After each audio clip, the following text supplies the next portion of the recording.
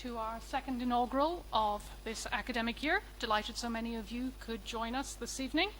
A really great title there, and clearly a crowd pleaser. We're gathered here today to celebrate Sonia Bishop's appointment to the 1968 Chair of Psychology. For those of you who don't know me, my name's Gail McElroy. I'm Dean of the Faculty of Arts, Humanities and Social Sciences. A particular warm welcome to the Provost, Dr. Linda Doyle, the Vice Provost, Professor Orla Shields, Chief Operating Officer, Ms. Orla Cunningham, also the Head of the School of Psychology, Sven Van Esta, and also the many of Sonia's colleagues who are here from psychology also. For those of you for whom it is your first inaugural, they're a significant event in the faculty's life, but also in the academic staff member's career. They provide newly appointed professors with the opportunity to showcase their research to the college community. And they are generally joyous, happy occasions, so no tough questions, okay? Professorships in Trinity are the highest academic post within the university, and the criteria for appointment are quite extreme. An academic distinction as evidenced by contributions to your discipline and excellence in research and teaching. There's ceremonial occasions here at Trinity, which is why we're wearing academic robes. Sonia's in the very tasteful colours of King's College London, the University of London, burgundy with burgundy facings and blue ribbon. I'm in the rather more garish colours of Rochester blue and dandelion yellow. One of the great joys of chairing these inaugurals is learning about the history of the disciplines in the faculty. So here's a very brief history of psychology in Trinity. The first professorship of psychology was established in 1968, and there have been only 3 holders of this chair in the intervening 56 years, which is really quite remarkable. Derek Forrest, Ian Robertson, and tonight's stars are the 3 holders of this chair. The relatively late establishment of the chair of psychology might strike you as a bit surprising, but the history of the academic discipline of psychology in Ireland really only dates to the latter half of the 20th century. As recently as the 1950s, there were no psychological services in Ireland, and no Irish university offered a qualification in the discipline. The establishment of psychology in Ireland took place from the late 50s onwards, although I do read up. One Edward Boring, writing in the Proceedings of the American Philosophical Society in 1950, claimed Robert Boyle, the alchemist, really was the first person to carry out experiments in psychology, although not in Ireland. He was in the UK at the time. Others claim that the roots of Irish psychology lie with the Irish philosopher, dare I say his name, George Berkeley, and his work Principles of Human Knowledge in 1710, which explores human perception and examines how humans gain knowledge in the physical world. You know, that's kind of more the prehistory of psychology. You know, the word psychology really didn't gain much widespread adoption in English until the 19th century. What we do know is that Trinity was the first university in the country to offer a BA in psychology, establishing the degree in 1964. UCD had offered a 2-year postgraduate diploma since 1958, but the professor of logic and psychology in UCD at the time, one Monsignor Eamon Fagan O'Doherty, was of the view that it was not a suitable subject for undergraduate study, their minds being too delicate. UCD did, however, a mere 3 years after Trinity established its degree, introduce a BA. Monsignor, O'Doherty was still opposed to it, but Archbishop John McQuaid was very fearful that 18-year-olds interested in the study of psychology might be corrupted by our ways in Trinity, so felt they should control them more by introducing it in UCD. The chair of psychology in Trinity was established, as I've said, in 1968, and Sonia is only the 3rd person to hold the chair. Derek Forrest, who founded the Department of Psychology in 1965, was appointed as the first professor and held the post until his retirement in 1996. The world was a very different place then, and the profession of clinical psychology barely existed in Ireland, and the department was established in a fairly dilapidated terraced house in Westland Row. And they're now in the, as opposed to the luxury of Oris on Fiersig. When it was founded, the department consisted of the chair and just 2 lecturers, but it blossomed under Forrest, and the department currently has 39 academic staff. Ian Robertson, who I'm delighted to see is here, welcome Ian, was appointed to the chair in 1999, and he held the post till 2016. During his tenure, Ian was a great contributor to college life. He was head of school twice, dean of research, acting head of clinical psychology program, and director of the Trinity Institute of Neuroscience. And we need to thank Ian for the establishment of the Global Brain Health Institute, generously funded by Atlantic Philanthropies, and also the Trinity Institute of Neuroscience. I'm sure there are others who played a part as well, but Ian was key. Currently, the School of Psychology in Trinity is ranked first in Ireland. It's in the top 40 psychology departments in Europe and in the top 100 in the world. The school offers an extremely popular undergraduate degree, single honours psychology, where the minimum entry points in 2023 were 589. And even with grade inflation, that really makes it one of the highest points courses in the country. School has approximately 50 postgraduate students studying for masters and PhDs by research, 90 students studying for professional doctorates in clinical and counselling psychology, and 70 plus students studying for taught postgraduate programs. So this is a real success story from modest roots in the 1960s, and the school should be rightly proud of its many achievements, which brings us neatly to this evening's star. It's Professor Sonia Bishop. Sonia holds a BA from the University of Oxford, an MPhil in Criminology from Cambridge, and a PhD from King's College London. Prior to joining us here in 2022, she was a research fellow at Cambridge, twice, a postdoctoral fellow at the University of Pennsylvania and Princeton, and an associate professor at the University of California, Berkeley. Sonia is a computational, clinical, and experimental psychologist and a neuroscientist. She uses a combination of computational modeling, functional neuroimaging, and experimental methods to investigate altered cognition and brain function with a very specific focus on anxiety and depression. Over the course of her career, she's been awarded a number of extremely competitive and highly prestigious fellowships, including a Marie Curie Fellowship, a Medical Research Council Career Development Award, and an ERC Starting Grant.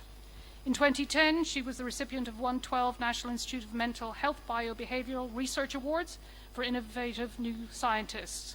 The aim of this program was to support highly creative and promising junior scientists who are committed to enabling the National Institute of Mental Health in the US to fulfilling its mission with innovative, groundbreaking, and potentially risky research approaches to transforming our understanding and treatment of mental illness.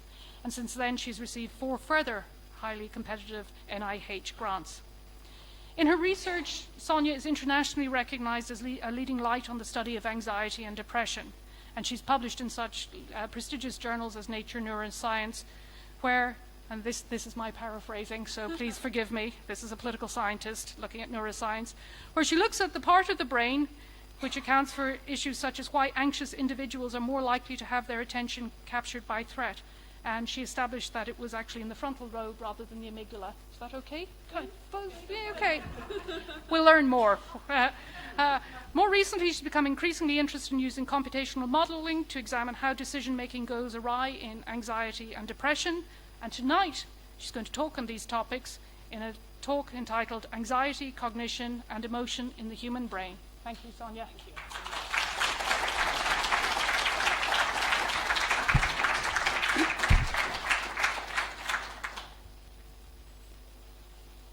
Well, it's a real pleasure to be here. Thank you all so much for coming. It was also a huge privilege to be appointed to this role, and one that I perhaps didn't expect initially and was very happy when it happened. And I've now been here for about a year and a half, and have been delighted to discover what a warm and scientifically vibrant community is present in the psychology school and also in the Institute of Neuroscience. So I'm looking forward to discovering also outside of that. I've started meeting people from other schools, so I'm thrilled to be here. And happy to get to share some of my research with you today. I'm afraid there's no attention, so I hope no one was looking forward to that. But there is anxiety in me as well. A lot of my research across my career has focused on anxiety and, to a lesser extent, depressive disorders. So why do I think it's important for us to study this? Well, this statistic comes from a number of years ago, prior to the pandemic. And at that point, over 30% of individuals would suffer from an anxiety or depressive disorder in their lifetime. And many more would have subclinical levels of symptoms. And we know that during the pandemic, unfortunately, many more people began to experience anxiety and depression. And that has continued to some extent. So these numbers are going to be even higher these days. So that's one very strong reason to study anxiety and depressive disorders. Another is actually because they are highly comorbid. And you might say, well, why does that matter?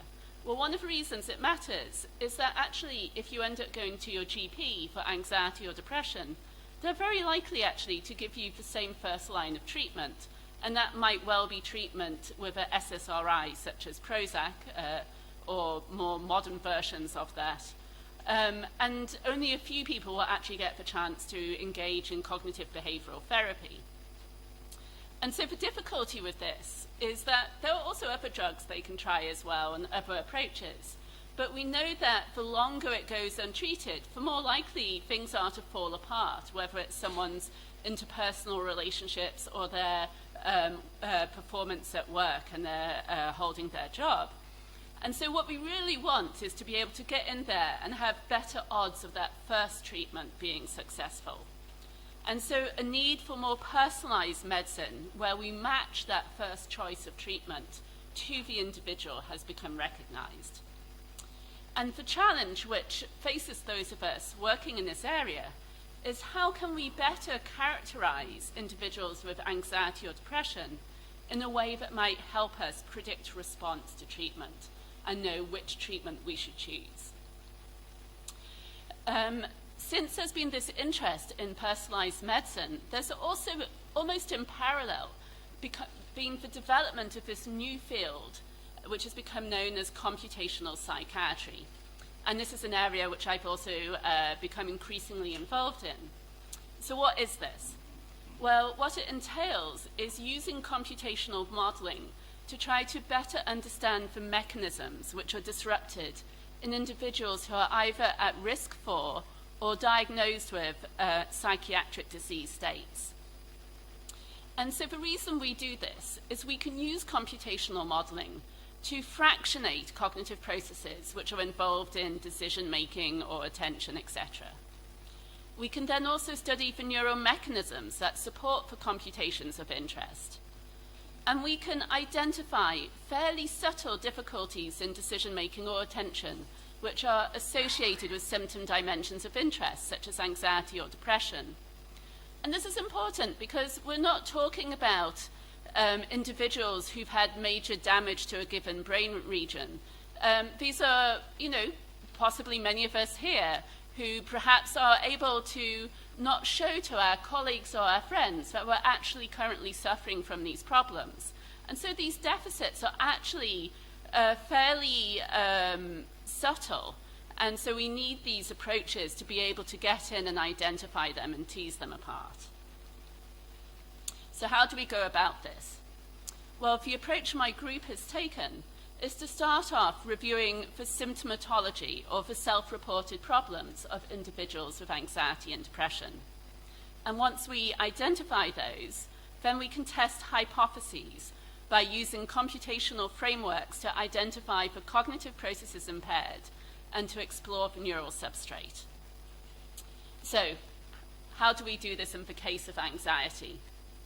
Well, if you talk to people who experience anxiety, or if you go online to one of the many chat groups or Reddits on anxiety, you'll rapidly learn that anxiety is characterized not only by worry about potential future negative events, which plays a role in the diagnosis of many anxiety disorders, and also intolerance of uncertainty, which has been increasingly recognized as being linked to anxiety, but also large reports of difficulty making decisions. And this is something you'll find again and again when people discuss it with others online as to how to cope with their anxiety.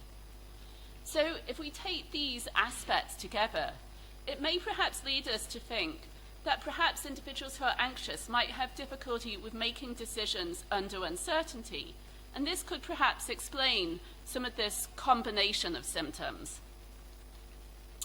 So, if we want to look at the relationship between anxiety and impaired decision-making under uncertainty, how do we do this?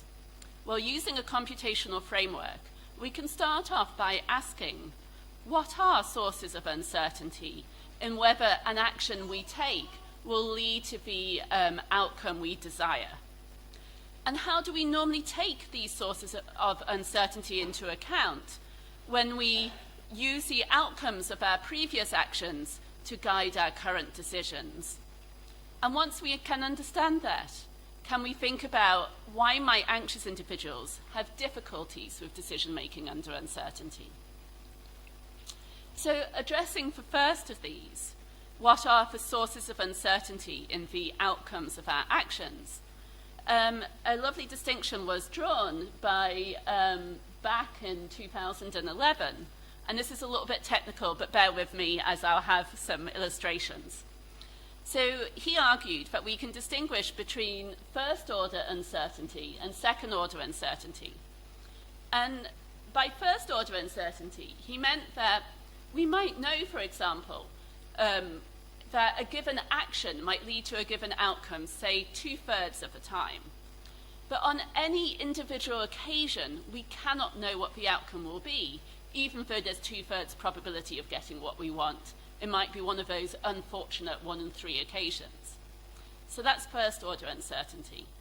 Second-order uncertainty is when it's actually difficult to know the probability itself. And this may actually be the case in the real world. It's very unlikely that we will actually perhaps go into an interview and know exactly our odds of getting the job, or many other situations. So what sources are there of second-order uncertainty? Well, one of them is actually volatility. And this is when the relationship between our actions and the outcomes change across time. And this will be the first one I'll be talking about. So to move on to the example I'm going to use for this, I thought given tomorrow is Valentine's Day, this would work for now. And I apologize, it's a fairly old reference in terms of cartoons to Fred Flintstone. I use this because I actually gave this talk in Argentina a while ago. Turns out people over there also knew who Fred Flintstone was, apparently, and it helped with some of the language barrier for me as not a Spanish speaker trying to explain this. But anyway, coming back to today. So I want you to imagine that Fred here has to choose which of these actions he's going to take. He can either spend his money on buying some flowers for his wife Wilma, or he can spend his money on this rather enticing-looking hamburger. So he knows from past experience that sometimes when he does something, Wilma ends up being very happy with him, and at other times she ends up not being very happy with him.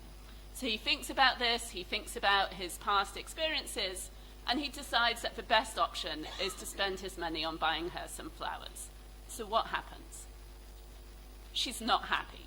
And so this is what we would call an unexpected outcome, because, you know, he thought buying the flowers would go well. So what happens when we get a negative, unexpected outcome like this?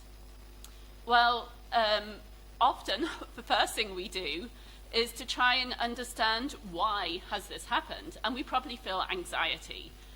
We may want to know, does this mean, is the person just having a bad day? Or does it signify something important about the underlying nature of our relationship? And it's actually trying to decide that, which can be the source of anxiety. And crucially, that's interwoven with the question of, what do I do about this? What do I do next time around?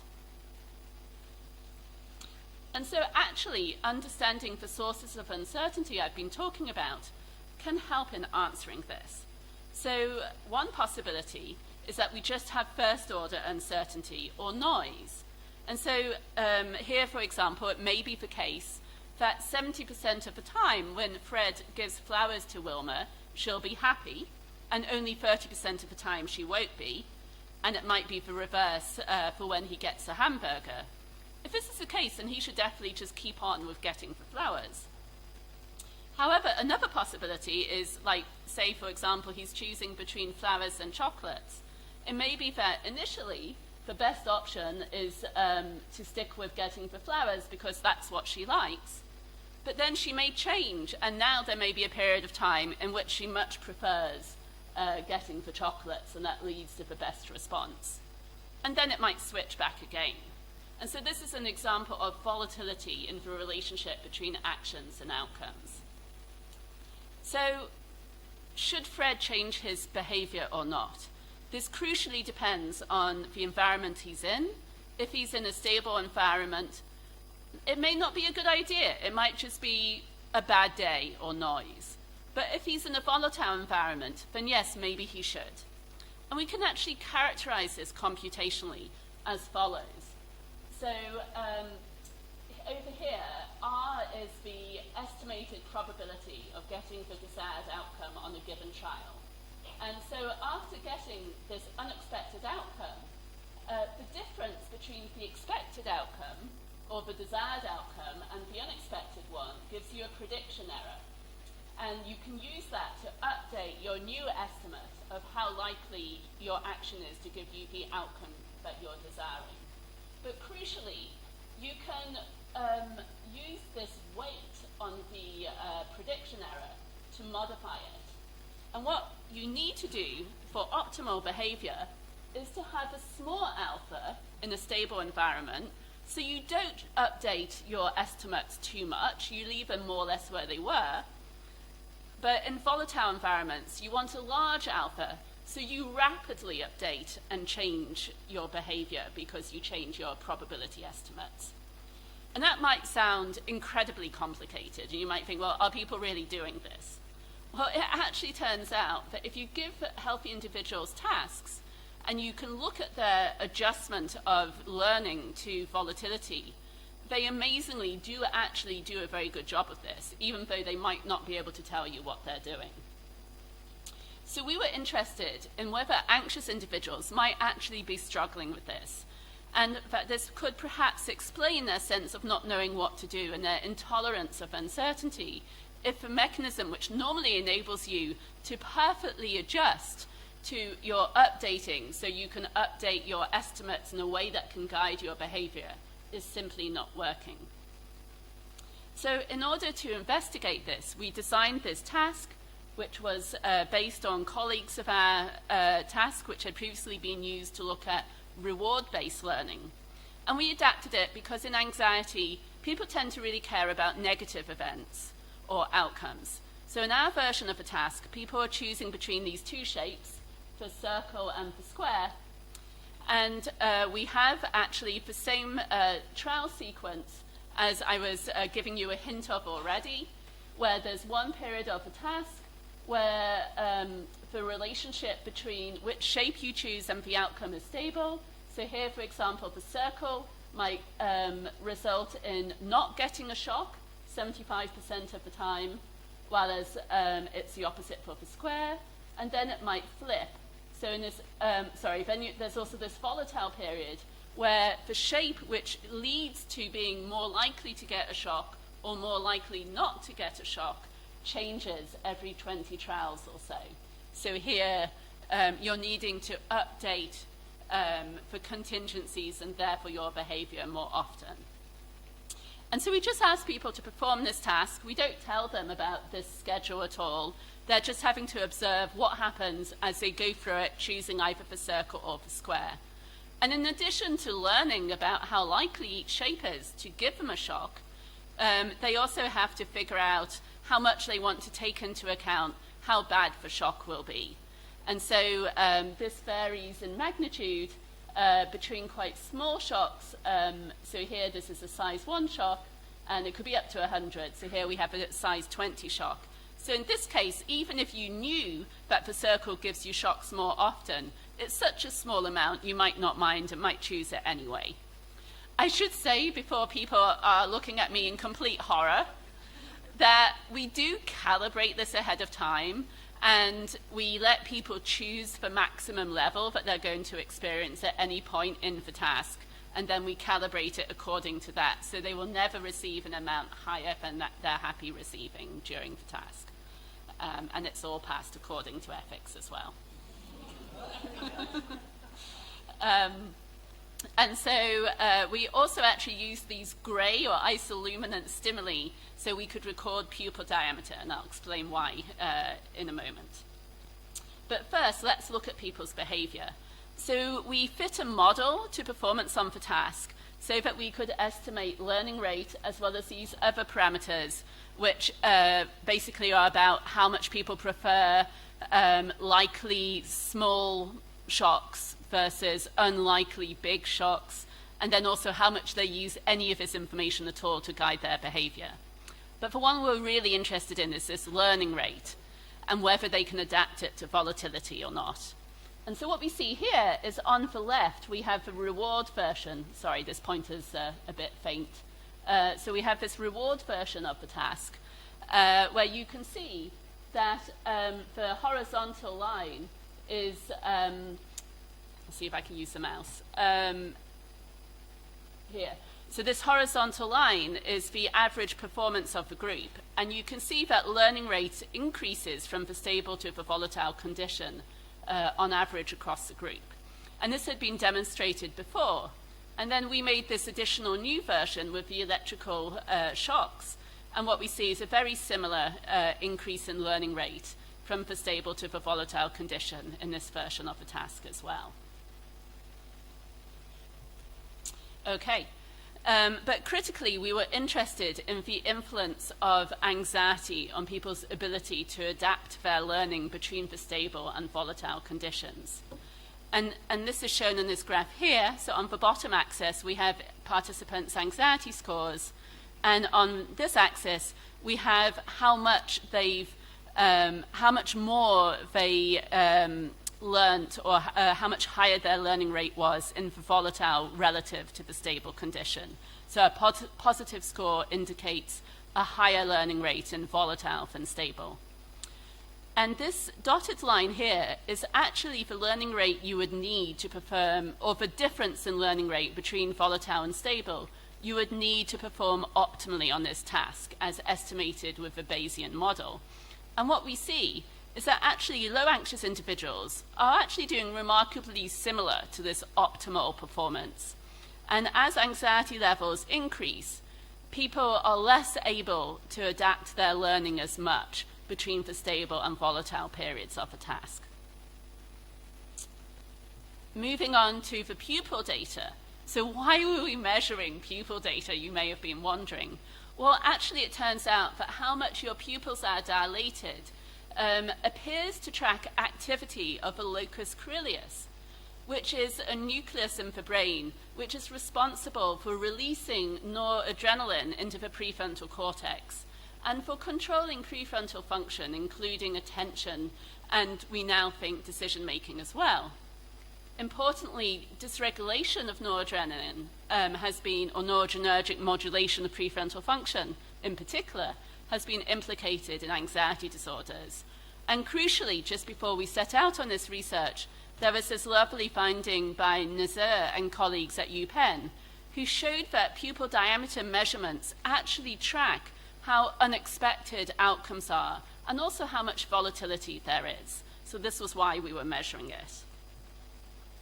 And what we did was we actually measured it from the point in the trial where people got the outcome, whether it was a shock or not a shock. And we measured it for every millisecond for the next 6 seconds. And then we did a regression analysis for each of those time points, where we put into the regression a number of different variables of interest. This included whether people received a shock or not, the magnitude of the shock, and other parameters, including how unexpected the outcome was, and the trial-wise measure of volatility. And what we see is if we look first at the pupil response to how unexpected the outcome was, we see this nice sort of increase or bump in the response, round about 1.5 seconds after the outcome.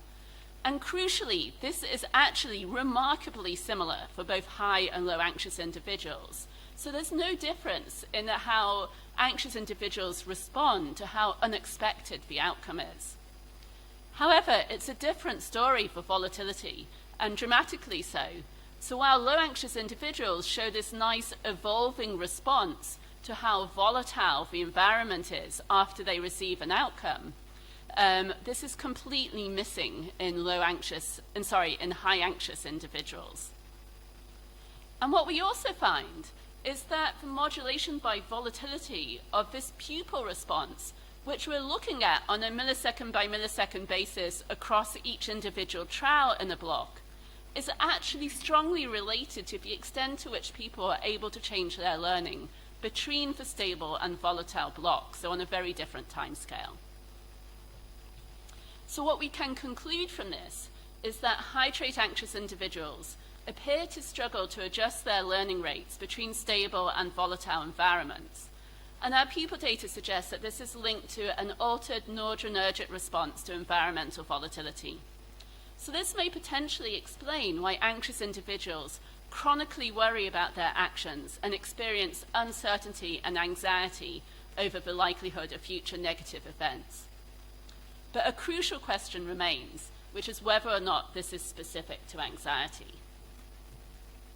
So we come to this question of how we can best disentangle anxiety and depression given their high comorbidity. In the early computational psychiatry literature, many studies would often focus on a single clinical population. For example, comparing processes in patients with generalized anxiety disorder to those in healthy age and gender matched controls. But the results of those studies wouldn't tell us anything about whether we would have seen the same if we'd been looking at, for example, patients with major depressive disorder. So that was one problem. In addition, another problem was that to be diagnosed with these conditions requires quite an arbitrary cutoff in symptom levels. And so just the fact that you maybe are 1 point down might not mean that you are fundamentally different in your decision-making abilities to someone who's just crossed that threshold. So a solution to this was to use continuous questionnaire measures of symptoms, much like I did in the previous study, where we assessed trait anxiety with this measure called the STI. However, this doesn't get over the problem of a comorbidity of anxiety and depression, because, for example, studies of the STI have shown that if you get a high score on the STI, you might either be diagnosed with either GAD or MDD in the future, and it's predictive of both. And so this indicates it has poor predictive validity as well as poor concurrent convergent validity. So what can we do about this? Well, actually, an important theory was put forward back in 1991 by Clark and Watson.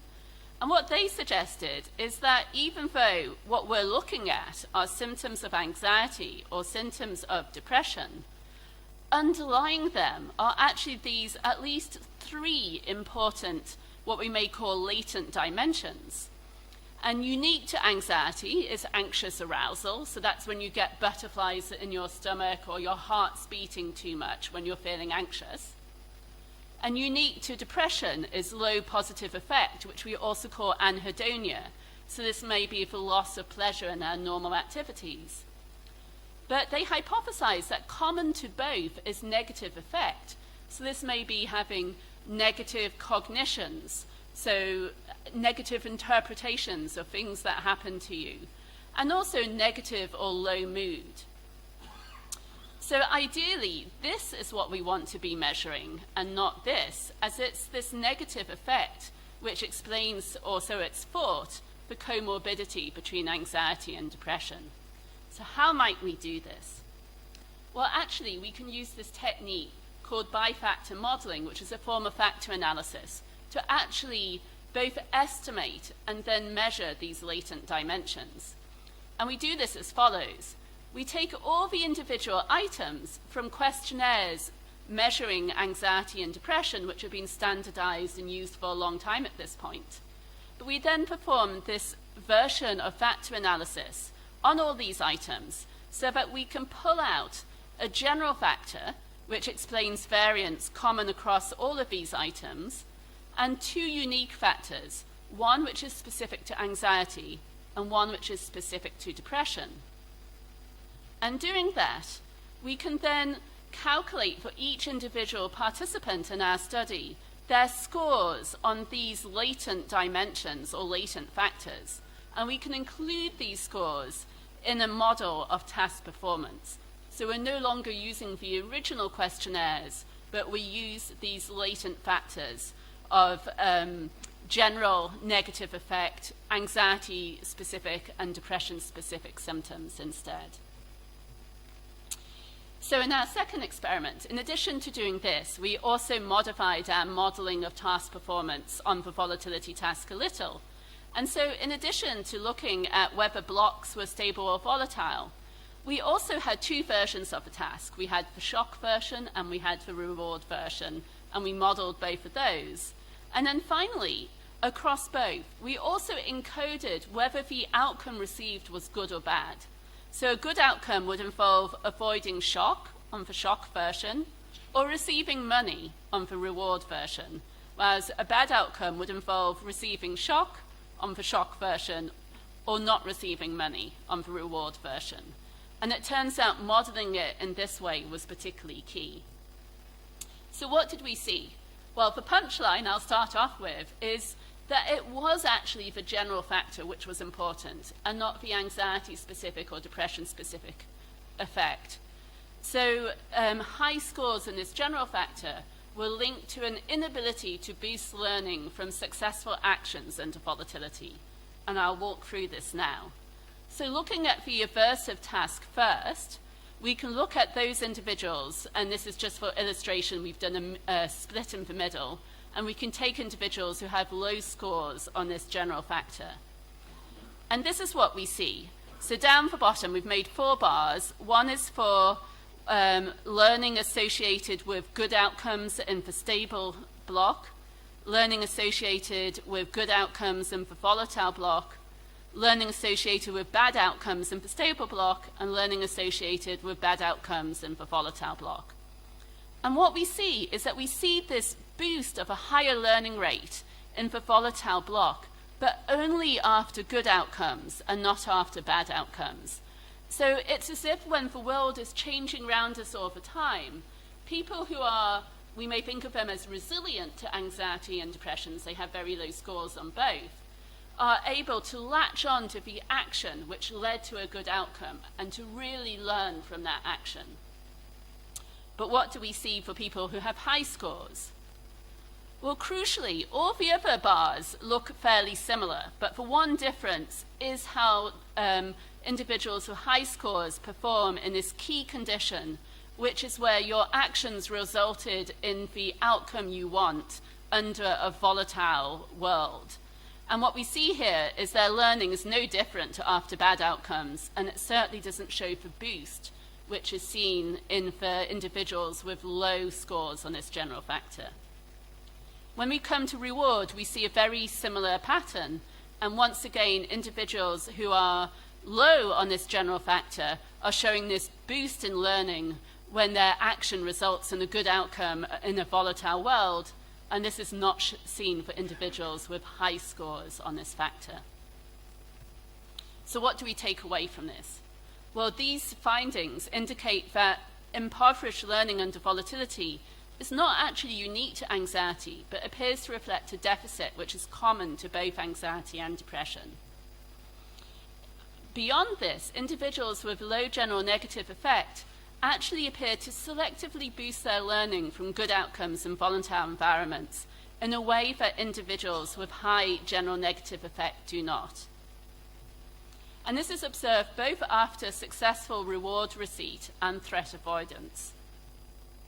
So why might there be this kind of asymmetric learning from good versus bad outcomes? Our argument is that even though in our current task this didn't actually differentially improve benefit performance, that in many real-world situations, having a tendency to learn more from good outcomes might actually be beneficial. And the reason for this is that when the world changes, there might actually normally be fewer ways of performing well than performing badly. So it may be more important to learn substantially from the actions which lead to the right outcome that you want. Okay, so that wraps up my section on decision-making under volatility. And I'm going to turn next to the final decision-making study before I change gears completely. And this is decision-making under ambiguity. And so what do we mean by this? Well, we talk about ambiguity to mean when the information we need to calculate outcome probabilities is missing. So why is this important? Well, I started this work before the pandemic, but I would argue that the pandemic has actually shown us why it's so important to understand these processes. So if you think back to early on of the pandemic, when we were seeing lots of stuff on the news, and we knew it had arrived in the UK and Ireland. I was in the UK at the time, but we didn't necessarily know how many people had it. There weren't many tests around, not many people were testing. It was actually very hard to estimate if I go out to have dinner at a restaurant, how likely am I to catch COVID prior to the lockdowns in that week or two? And then as we moved on into the next so many weeks, we still didn't really know, didn't have the information to know how likely we were to get seriously ill if we caught COVID. And when vaccines were introduced in the very early days again, there was limited information about side effects. So in all these cases, we're having to make decisions about our actions, whether to engage in social activities, whether to take vaccines, based on fairly limited information. So how does ambiguity or missing information impact our decisions? And why might that be the case? Well, it turns out, so if there's no ambiguity, you can have a pinpoint probability of an outcome.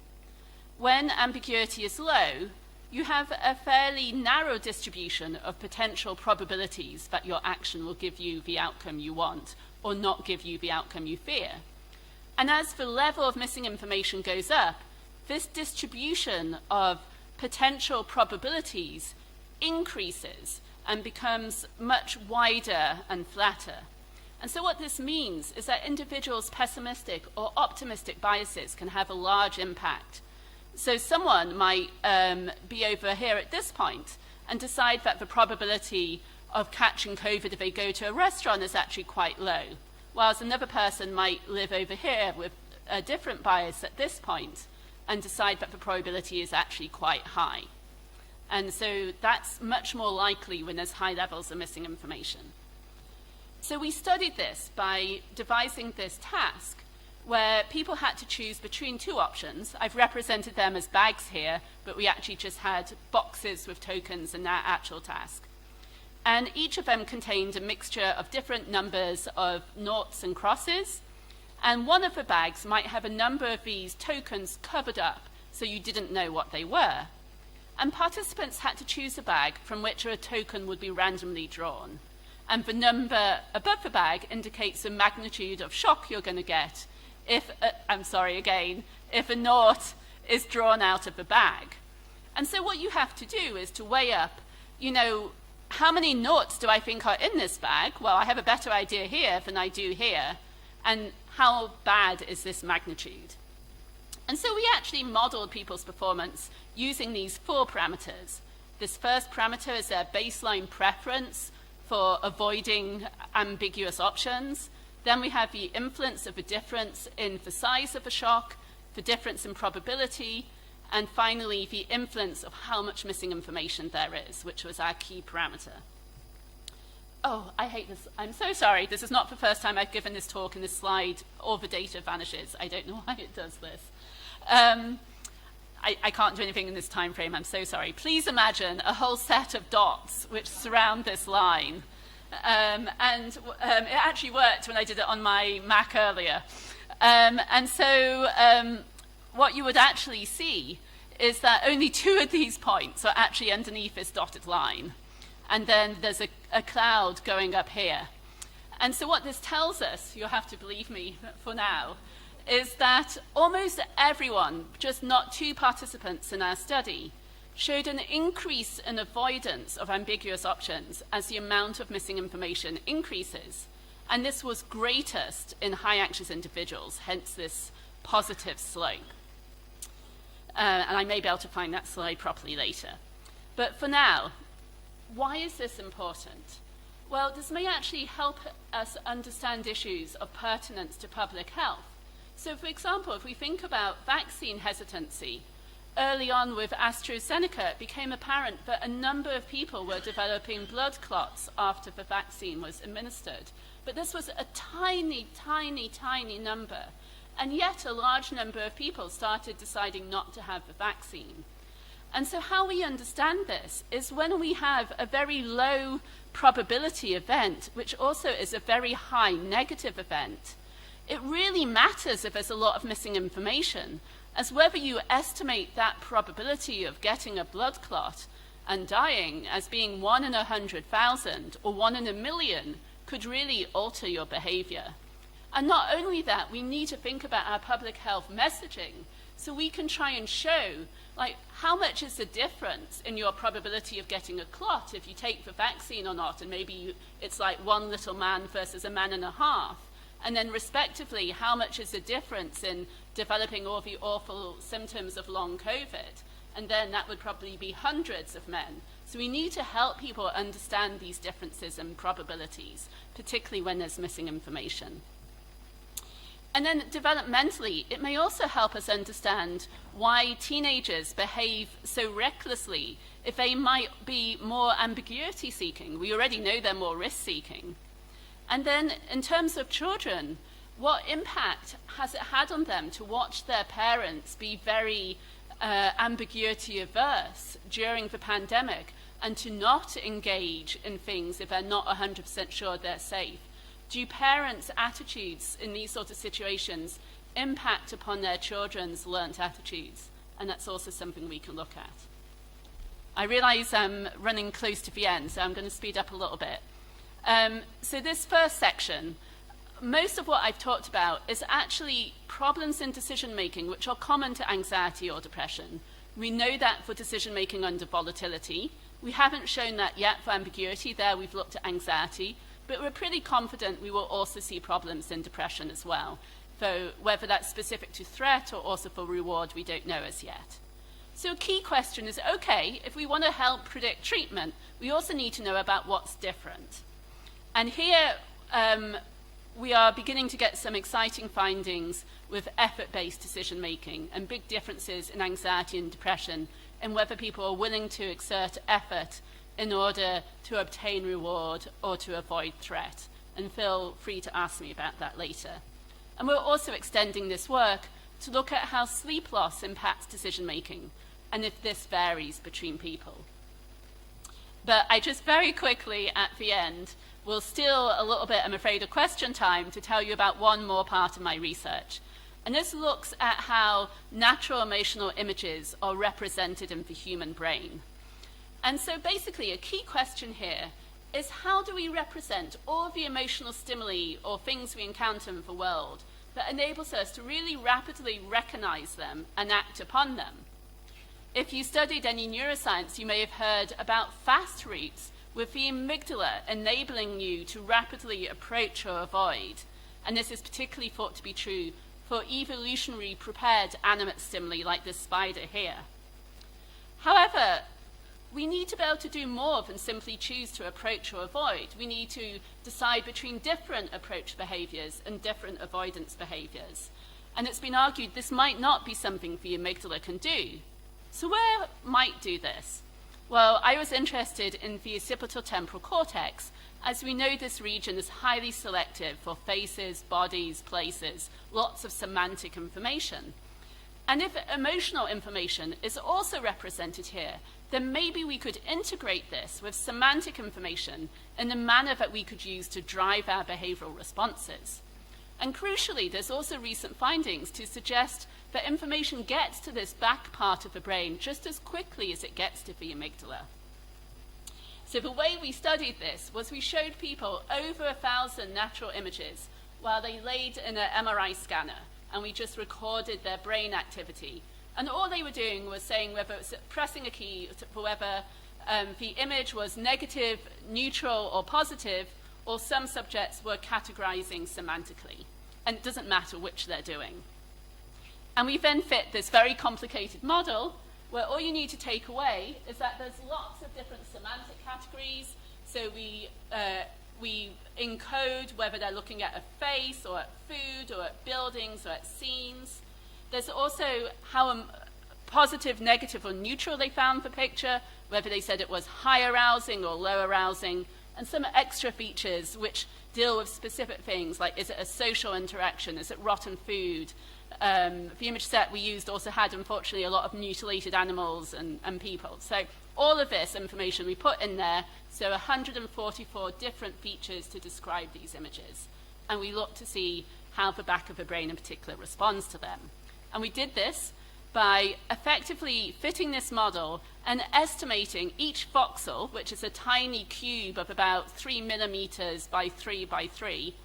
And we looked for each of those, and we looked at how it responded, so its tuning curve to all these features. So how much does it care about negative, high arousal, land mammals, or to something else?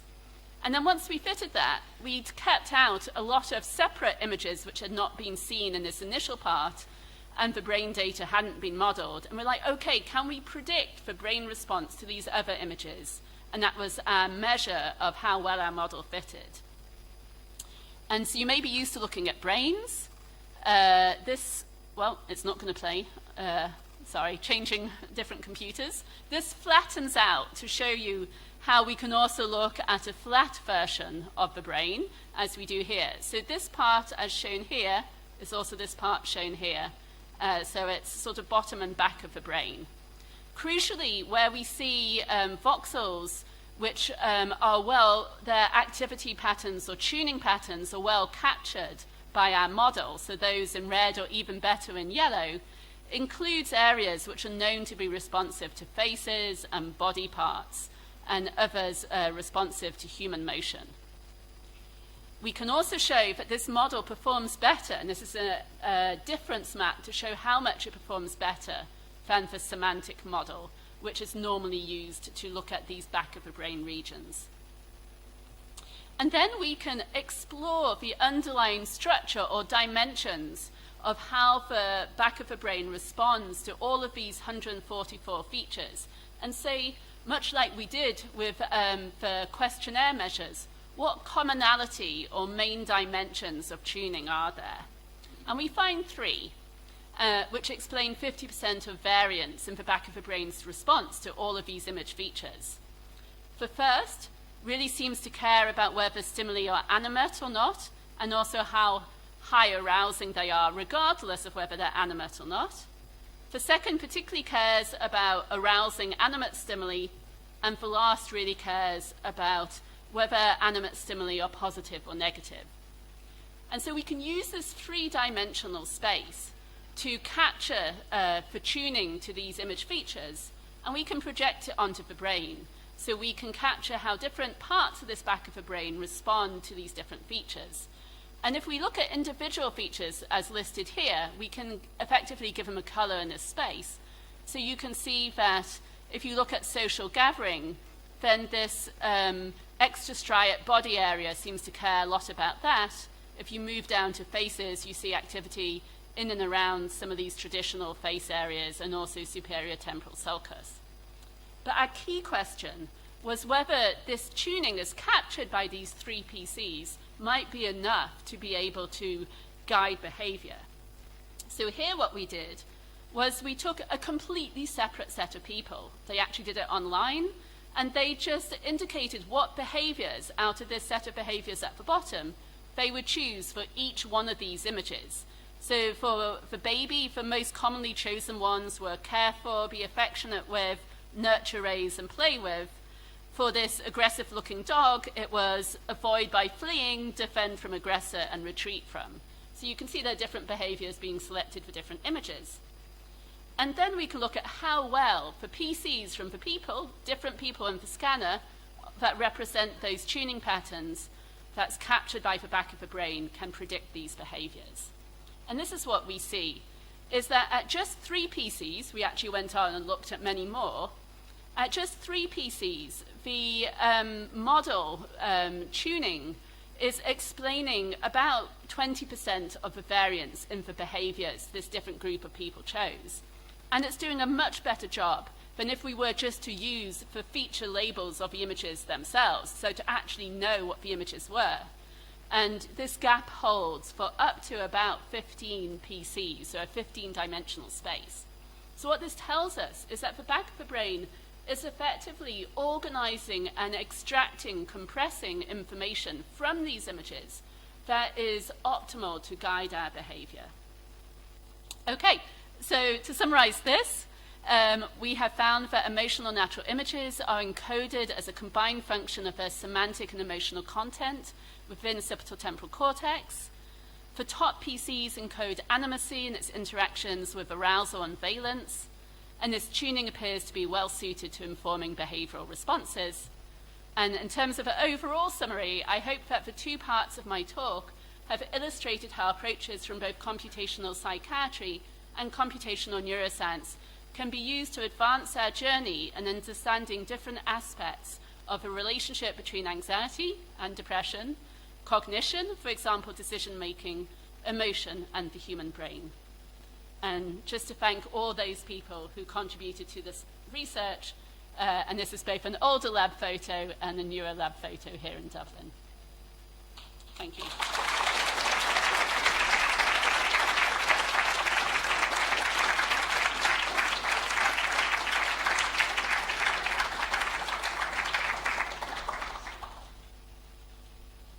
Okay, so thank you very much. That was really rich, and I'm sure many areas of our brains were lighted up, but we can't keep...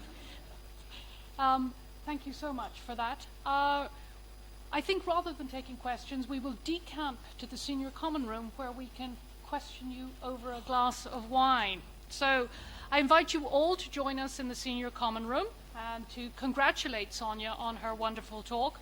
I'd like to thank Valerie and Barbara for organising the evening. These events may look seamless, but a lot of work goes into them. I'm really delighted that all of you would come, and it's really heartening to see so many members of the School of Psychology here. It's a really, really great turnout. I'd like to thank the Provost for her time. And finally, I'd really like to thank Sonia for what was an amazing inaugural. Well done.